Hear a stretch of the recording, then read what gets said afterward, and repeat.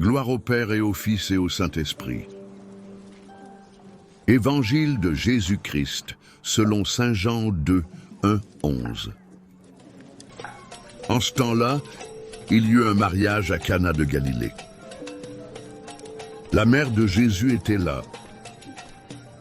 Jésus aussi avait été invité au mariage avec ses disciples. Or, on manqua de vin. La mère de Jésus lui dit: « Ils n'ont pas de vin. » Jésus lui répond: « Femme, que me veux-tu? Mon heure n'est pas encore venue. » Sa mère dit à ceux qui servaient: « Il y a tout ce qu'il vous dira.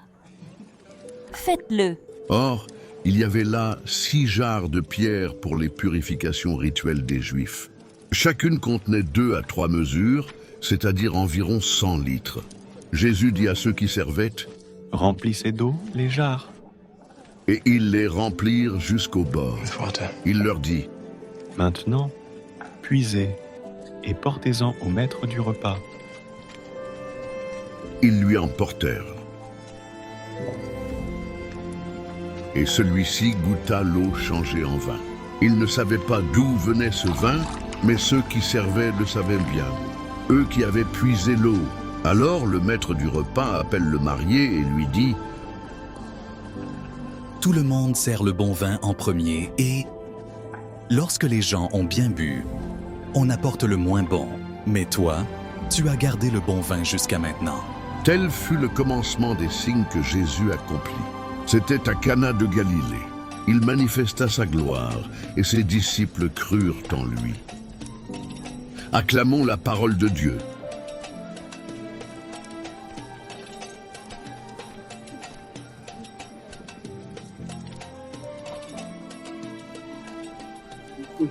Les noces de Cana, le miracle de la joie et de l'abondance.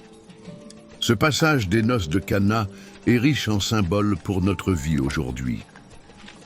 Un Jésus proche des réalités humaines. Jésus commence son ministère public lors d'un mariage, un moment de joie et de communion. Cela montre que Dieu n'est pas éloigné de nos réalités quotidiennes, mais qu'il y est profondément présent, même dans nos fêtes et nos relations. 2. Le rôle de Marie. Marie, la mère de Jésus, joue un rôle clé. Elle remarque le besoin des mariés et intercède auprès de son fils, même lorsqu'il semble réticent. Cela illustre la puissance de l'intercession de Marie dans nos vies. Elle agit comme une médiatrice, attentive à nos besoins. 3. Le vin, symbole d'abondance et de joie. Le vin manque, mais Jésus transforme l'eau en un vin d'une qualité exceptionnelle.